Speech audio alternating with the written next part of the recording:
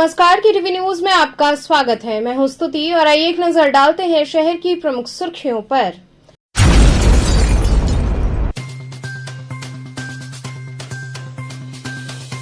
PG सीटों में बढ़ोतरी की मांग को लेकर धरनारत बीएचयू आयुर्वेद संकाय के छात्रों ने संकाय की ओपीडी पर जड़ा ताला।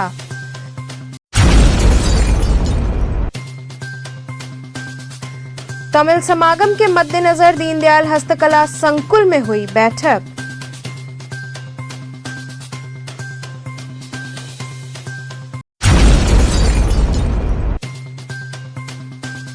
संपूर्णानंद संस्कृत विश्वविद्यालय के छात्रों, अध्यापकों व कर्मियों ने किया प्रदर्शन।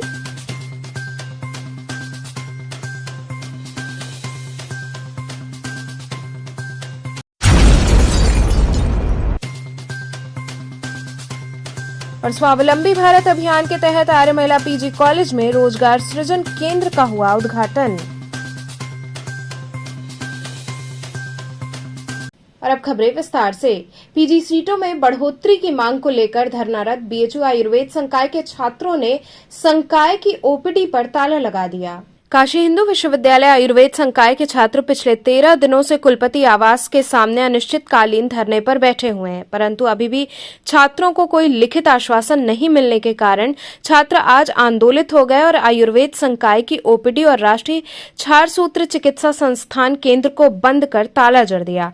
आयुर्वेद संकाय के छात्रों का कहना है कि अभी तक 13 दिन बीतने के बाद भी हम लोगों को सिर्फ मौखिक आश्वासन दिया जा रहा है, जो पिछले कई वर्षों से मिल रहा है। पिछले 36 घंटे का हम लोगों ने बीएचयू प्रशासन को चेतावनी दिया था कि अगर हमारी बातों पर गंभीरता से विचार नहीं किया जाएगा तो हम लोग पूरे ओपीडी को बंद करने का कार्य करेंगे। छात्रों का कहना है कि 36 घंटे बाद भी किसी प्रकार की कार्रवाई न होने के बाद हम लोगों ने ओपीडी को पुनः बंद कर दिया है, जिसकी पूरी जिम्मेदारी बीएचयू प्रशासन की है। वहीं धरने पर बैठे छात्रों का कहना है कि जो भी डिलीवरी या गंभीर मरीज हैं उन्हें हम लोग नहीं रोक रहे हैं, इन लोगों का कार्य किया जा रहा है, परंतु अगर हमारी बातें नहीं मानी गई तो हम लोग आज से ओपीडी पूर्ण रूप से बंद करके अनिश्चितकालीन धरना ओपीडी पर चालू करेंगे।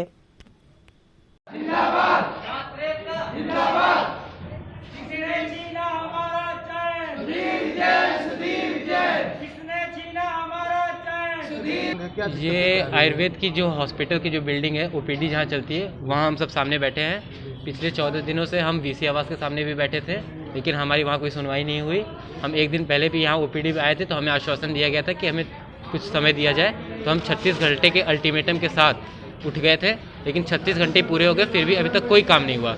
सिर्फ हमारे ऊपर कार्रवाई की जा रही है, चिट्ठियाँ भेजी जा रही है, लेकिन जिस काम के लिए हम पिछले 14 दिन से बैठे हैं और प्रयासरत हो रहे हैं पिछले 3 सालों से, उस पर 1% कोई काम नहीं हो रहा है, इसलिए मजबूरन आज हमें फिर यहाँ बैठना पड़ रहा है। ओपीडी के लिए बात हुई है स्टार्ट करने के लिए, तो आप लोगों ने बोला कि कुलपति आवास के सामने जो है जी ओपीडी चलाने के, तो क्या मामला क्या है, क्यों वहाँ पे चलाना? मतलब ये कह रहे हैं कि आप सरकारी काम में बाधा डाल रहे हैं, आप डॉक्टर्स को ओपीडी नहीं देखने दे रहे हैं, तो हम कह रहे हैं कि हम एक विरोध प्रदर्शन करना है। अगर आप चाहते हैं कि आपके पेशेंट सफ़र ना करें और उन्हें कोई दिक्कत ना हो, तो आप सब यहाँ पे बैठ के, चाहे यहाँ बाहर बैठ जाए, चाहे कुलपति आवास के सामने कहीं भी बैठ के आप अपनी पेन तो चला ही सकते हैं, दवा तो कहीं भी बैठ के लिखी जा सकती है। यहाँ पे हम लोग पिछले 13 दिन से धरने बैठे हुए हैं वीसी हाउस के सामने, और परसों हम लोगों ने ओपीडी भी बंद कराई थी अपनी मांगों को लेके, और अल्टीमेटम भी दिया था कि 36 घंटे बाद हम फिर से ओपीडी बंद कराएंगे। लेकिन आज हमने ओपीडी बंद कराया तो आज प्रॉक्टर के अधिकारी वगैरह आए थे और उन्होंने किसी तरह से हमारे में फूट डालना चाहा, और जो मरीज़ थे उनसे बरगला रहे थे वो, और हमारा कोई सुनवाई नहीं हो रहा है। यहाँ तक कि वीसी सर भी कुछ नहीं कर रहे हैं, अभी किसी तरह से कोई सुनवाई नहीं है। हम बस ऐसे धरने देते जा रहे हैं, पर हमारा मांग को आगे बढ़ाया ही नहीं जा रहा है। मांग जैसे है वैसे रुका हुआ है जी। आज कहाँ पे आप आज धरना आज हमारा वीसी हाउस के सामने चल रहा है, और आज हम लोगों ने अल्टीमेटम दिया था 3 दिन पहले परसों, और आज हमने यहाँ एनआरसी बिल्डिंग में भी अपना कराया धरना। तमिल समागम के मद्देनजर दीनदयाल हस्तकला संकुल में बैठक की गई। आगामी 17 नवंबर से 15 दिसंबर तक वाराणसी में आयोजित होने वाले तमिल समागम को लेकर बड़ा लालपुर स्थित दीनदयाल हस्तकला संकुल सभागार में एक महत्वपूर्ण बैठक का आयोजन किया गया। संयुक्त सचिव शिक्षा भारत सरकार विनीत जोशी की अध्यक्षता में आयोजित बैठक के दौरान मंडलायुक्त कौशल राज शर्मा, कुलपति बीएचयू सुधीर कुमार जैन ने वरिष्ठ अधिकारियों के समक्ष कार्यक्रम को लेकर विचार विमर्श किया। वहीं बैठक में प्रदेश तथा केंद्र के विभिन्न विभागों के आला अधिकारी भी मौजूद रहे। बैठक के दौरान कार्यक्रम की रूपरेखा को लेकर विस्तार से विचार विमर्श किया गया तथा आयोजित होने वाले कार्यक्रम को और बेहतरीन कैसे बनाया जा सके इस पर चर्चा हुई। मंडलायुक्त कौशल राज शर्मा ने बताया कि तमिलनाडु के कुल 12 ग्रुप यहां आएंगे, जिनमें किसान, छात्र समेत संस्कृतियों से जुड़े लोगों का यहां समागम होगा। साथ ही उन्होंने बताया कि तमिलनाडु से आए ये लोग 2 दिन के लिए प्रयागराज भी जाएंगे। वाराणसी में एक बहुत बड़े तमिल समागम का कार्यक्रम आयोजन होना है। 17 नवंबर से 17 दिसंबर के बीच तमिल कार्तिक महीना है। उसी पवित्र कार्तिक महीने में लगभग सारे तमिलनाडु में कार्तिक और शिव का दिया जलाने की परंपरा है। और क्योंकि तमिलनाडु की अधिकतर जनता काशी विश्वनाथ मंदिर और काशी से बहुत ज़्यादा इमोशनल रूप से जुड़ी हुई है, स्पिरिचुअल रूप से जुड़ी हुई है, इसलिए एक भारत श्रेष्ठ भारत के अंतर्गत कल्चरल एक्सचेंज को देखते हुए तमिलनाडु के काफ़ी ग्रुप्स वाराणसी आएंगे, वाराणसी का विजिट करेंगे। छोटे छोटे ग्रुप्स में ये लोग आएंगे ट्रेन्स के माध्यम से और ये पूरा 1 महीना ये कार्रवाई चलती रहेगी। उसी के आयोजन के लिए भारत सरकार के मिनिस्ट्री ऑफ एजुकेशन के ऑफिसर्स आए हुए हैं। मिनिस्ट्री ऑफ एजुकेशन भारत सरकार का नोडल डिपार्टमेंट है जिसको आयोजित करवाएगा। उनकी सहायता के लिए कल्चर डिपार्टमेंट है, टूरिज्म डिपार्टमेंट है या बीएचयू है और अन्य यूनिवर्सिटीज़ हैं, जिला प्रशासन, स्टेट गवर्नमेंट के डिपार्टमेंट्स, वो सारे के सारे भी इसमें सह आयोजक रहेंगे। उसी की पूरी प्लानिंग के लिए भारत सरकार की टीम यहाँ पे आई हुई है। भारत सरकार की तरफ से बीएचयू वाराणसी को इसमें नोडल डिपार्टमेंट घोषित किया गया है, तो उनके वीसी भी इस बैठक में उपस्थित थे। साथ ही जो हमारे वाराणसी में तमिल समाज के लोग हैं उनके प्रतिनिधि उपस्थित थे, काशी विद्वत परिषद के लोग उपस्थित थे और विभिन्न विभाग जो होते हैं वो सुझाव के लिए और कार्यक्रम की रूपरेखा फाइनल करने के लिए उपस्थित थे। कुल मिला के सारी चीज़ें लगभग तय हो गई हैं और 17 नवंबर से पहला ग्रुप हमारा आना प्रारंभ हो जाएगा। लास्ट यहाँ से डिपार्चर 17 दिसंबर को सबका होगा। 2 दिन काशी ये ग्रुप रुक के फिर प्रयागराज और अयोध्या के भी दर्शन करते हुए वापस निकल जाएगा। इस तरह की पूरी मूवमेंट IRCTC के द्वारा प्लान की जाएगी। तमिलनाडु में इसकी पूरी वेबसाइट लॉन्च की जा रही है। लोगों से सजेशन प्राप्त करके ये ग्रुप्स के लिए लोगों का चयन किया जाएगा बाकायदा और सारे सरकारी खर्चे पे ये सारा आयोजन होगा ताकि जो स्टेट्स की इंटरमिक्सिंग की परंपरा है उसमें ये तमिलनाडु और उत्तर प्रदेश की भूमिका का निर्वहन किया जा सके। तो उसी की तैयारी के लिए आज सारी बैठकें हुई थी और सारी बैठकों के बाद अब रूपरेखा फाइनल की जा चुकी है। संपूर्णानंद संस्कृत विश्वविद्यालय के छात्रों, अध्यापकों व कर्मियों ने प्रदर्शन किया। संपूर्णानंद संस्कृत विश्वविद्यालय में अध्यापकों सहित छात्र व कर्मचारियों ने विश्वविद्यालय परिसर में विश्वविद्यालय बचाओ के नारे के साथ जोरदार धरना प्रदर्शन किया।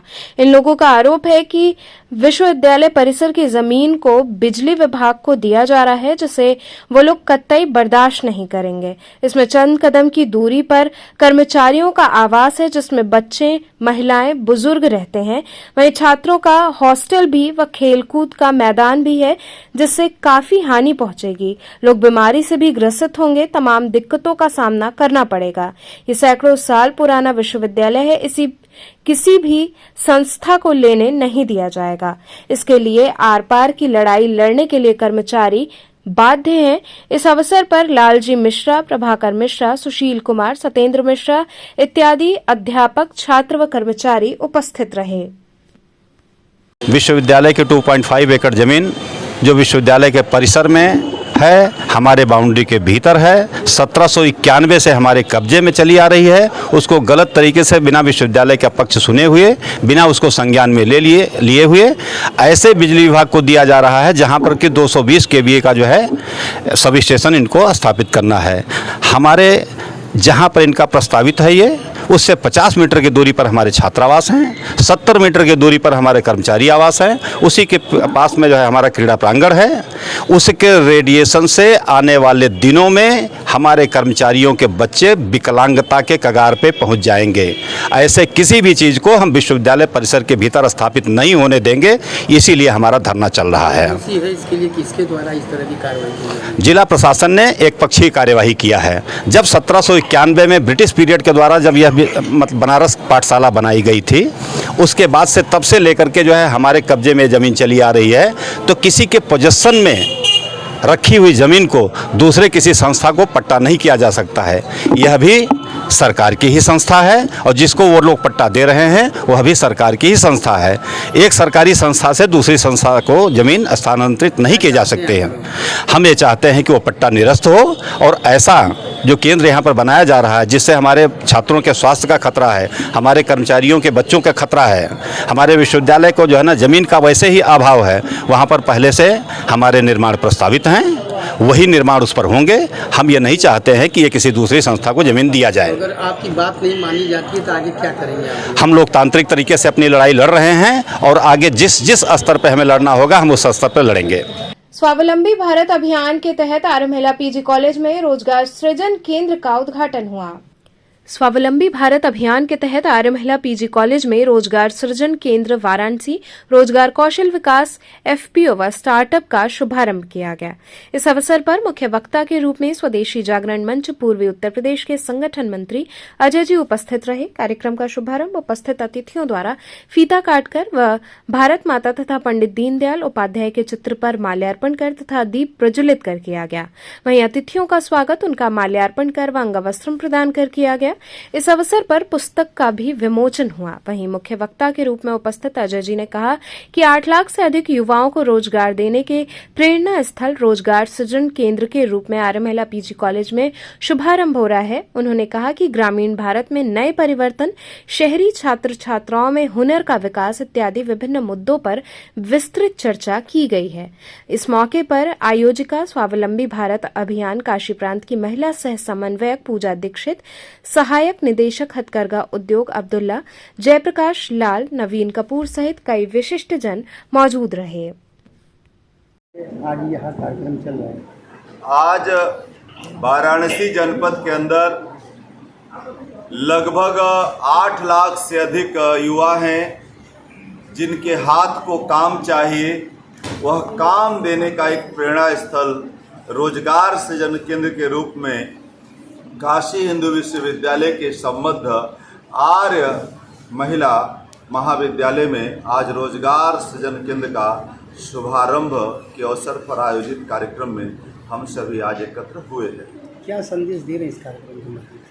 इस रोजगार सृजन केंद्र के द्वारा जो हम संदेश दे रहे हैं कि भारत की अर्थव्यवस्था को हम सभी को मिलकर के सुदृढ़ करने के लिए भारत के ग्रामीण जीडीपी को 19% से उठा करके 25% से ऊपर ले जाने का संकल्प करने के लिए ग्रामीण भारत में नए परिवर्तन, शहरों में रहने वाले छात्र छात्राओं के हुनर का विकास और उन सभी संभावनाओं को खोजने के काम करने के लिए स्टार्टअप का प्रयास, स्किल डेवलपमेंट की तरफ बढ़ता हुआ भारत, एफपीओ की तरफ गाँव में स्वरोजगार, फूड प्रोसेसिंग यूनिट, ई मंडी, इन सभी कार्य को करने के लिए आज विस्तृत चिंतन करने के लिए इकट्ठे हुए। यहाँ रुकेंगे एक छोटे से ब्रेक के लिए। आप बने रहिए केटीवी के साथ।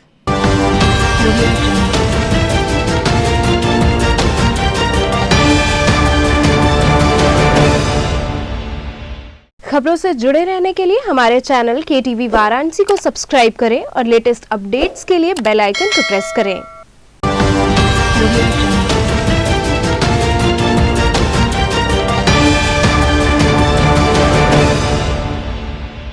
ब्रेक के बाद आपका स्वागत है। धनतेरस पर स्वर्णमयी मां अन्नपूर्णा के दर्शन की तैयारियों का आला अधिकारियों ने जायजा लिया। स्वर्णमयी अन्नपूर्णा माता के दर्शन के लिए श्रद्धालुओं की भीड़ को देखते हुए पुलिस प्रशासन ने मंगलवार की शाम को मंदिर का जायजा लिया।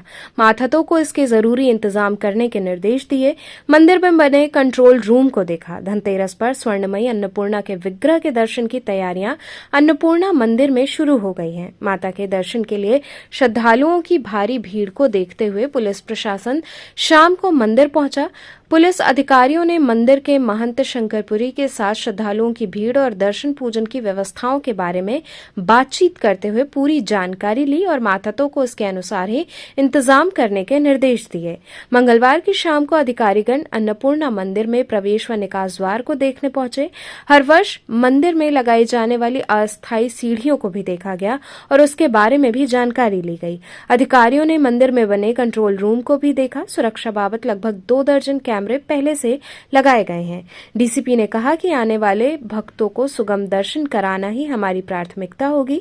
इस दौरान DCP Kashi zone RS Gautam, ACP दशा समेत अवधेश पांडे समेत दोनों थानों के प्रभारी उपस्थित रहे। वहीं प्रोफेसर डॉक्टर राम नारायण द्विवेदी, प्रबंधक काशी मिश्रा समेत मंदिर परिवार के सदस्य मौजूद रहे।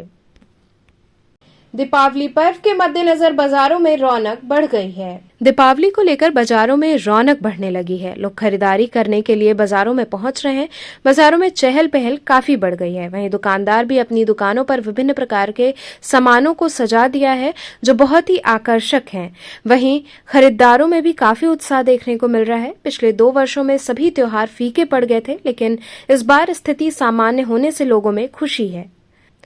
वहीं दुकानदार भी विभिन्न प्रकार के इलेक्ट्रॉनिक आइटम, झालर, तोरण, मोमबत्ती, सजावटी सामान सहित अनेकों प्रकार के सामान सजा दिए हैं जिनकी लोग खरीदारी कर रहे हैं।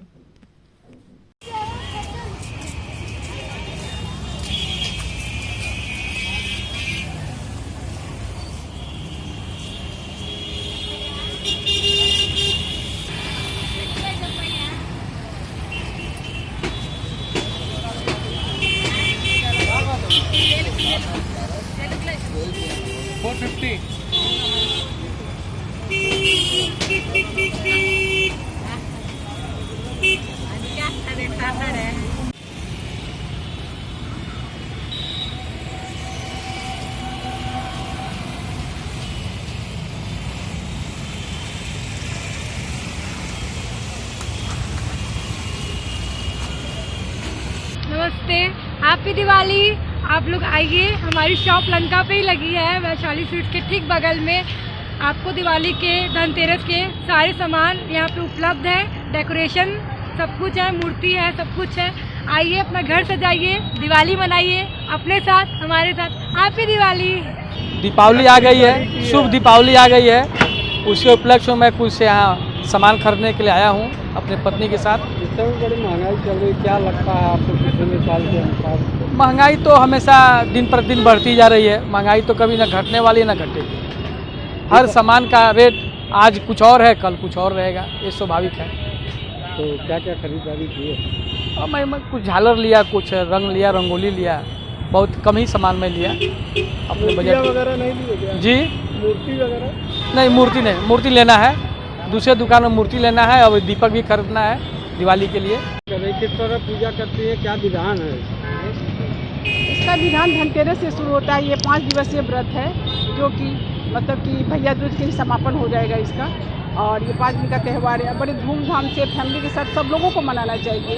और जहाँ तक महंगाई की प्रश्न है तो ये तो सरकार की सोच है, हमारी तो सोच है नहीं। लेकिन हाँ, जितने में जितनी सामर्थ्य है उस हिसाब से अपना त्यौहार जरूर मनाएं। तो क्या क्या खरीदारी की?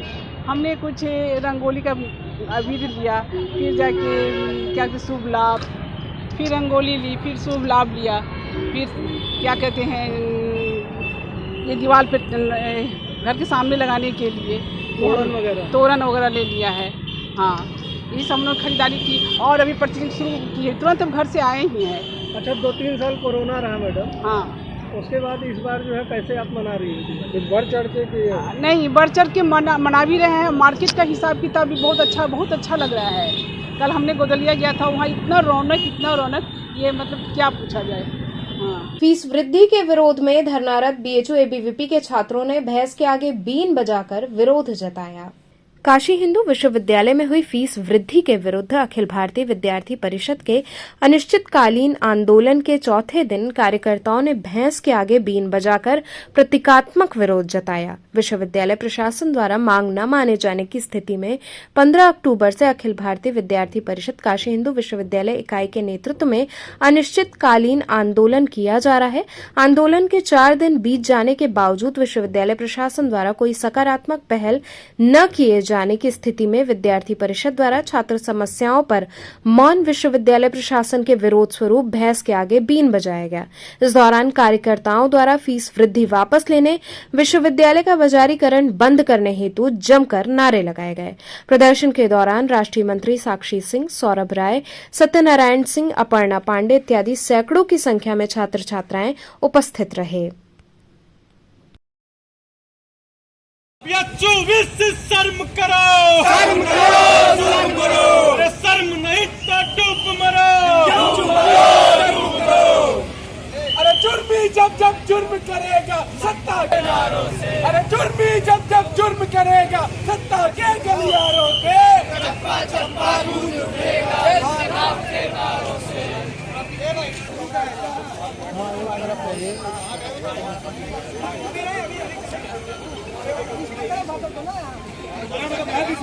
देखिए, सभी को विदित है कि काशी हिंदू विश्वविद्यालय प्रशासन के द्वारा विश्वविद्यालय में फीस वृद्धि की गई है। इसको लेकर पिछले कई दिनों से अखिल भारतीय विद्यार्थी परिषद आंदोलनरत था और इसी के क्रम में दिनांक 15 अक्टूबर से अखिल भारतीय विद्यार्थी परिषद काशी हिंदू विश्वविद्यालय इकाई या DSW कार्यालय पर हम अनिश्चितकालीन अनवरत आंदोलन कर रहे हैं। परंतु ऐसा देखा जा रहा है कि विश्वविद्यालय प्रशासन छात्रों की मांग के आगे, विद्यार्थियों की समस्याओं के आगे एक तरह से गूंगा बहरा बना हुआ है। आज आंदोलन के क्रम में जब चौथा दिन आज हो गया तो एक हमने प्रतीकात्मक विरोध किया कि जिस प्रकार से एक मुहावरा है कि भैंस के आगे बीन बजाओ भैंस बैठ फगुराए, मतलब भैंस को आप कितना भी बोलें वो आपकी सुनेगी नहीं।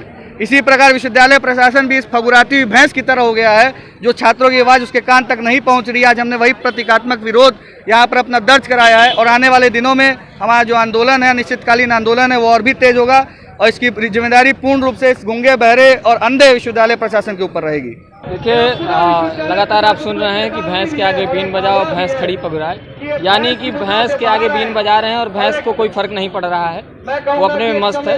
इसका तात्पर्य यहाँ से आप लगा सकते हैं कि विश्वविद्यालय प्रशासन के आगे लगातार कई जगह हर छात्र संगठन और हर तरीके से लोग, चाहे वो BMS के स्टूडेंट हों, चाहे सोशल आर्ट्स के स्टूडेंट हों या एग्रीकल्चर साइंसेस के स्टूडेंट हों, हर जगह धरना प्रदर्शन, विरोध प्रदर्शन हो रहे हैं। उसका कोई फर्क विश्वविद्यालय प्रशासन पे नहीं दिख रहा है कि छात्रों के हित में निर्णय लें, छात्रों से वार्तालाप करें, बात करें। इसी के लिए आज ये विरोध प्रदर्शन इस तरीके से, थोड़ा अलग तरीके से दिखाया है हमने। प्रशासन से हम अब भी यही कह रहे हैं कि सर आप अपने बच्चों से बात करें, अपने बच्चों के हित में फैसला लें। ये छात्र आज के भविष्य हैं तो आज के भविष्य के साथ बात तो करनी पड़ेगी। ये विश्वविद्यालय के विश्वनाथ मंदिर परिसर में धरना प्रदर्शन है। तो चलते चलते पुनः एक नजर डालते हैं शहर की प्रमुख सुर्खियों पर।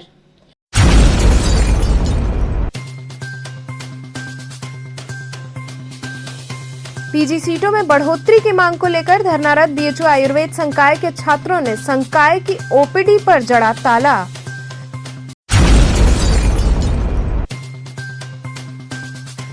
तमिल समागम के मद्देनजर दीनदयाल हस्तकला संकुल में हुई बैठक।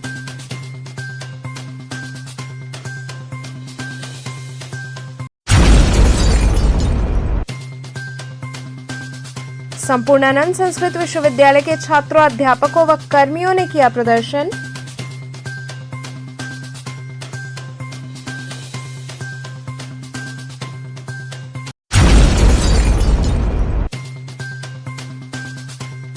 और स्वावलंबी भारत अभियान के तहत आर्य महिला PG कॉलेज में रोजगार सृजन केंद्र का हुआ उद्घाटन। तो ये थे आज के समाचार। कल फिर होगी मुलाकात, तब तक के लिए नमस्कार।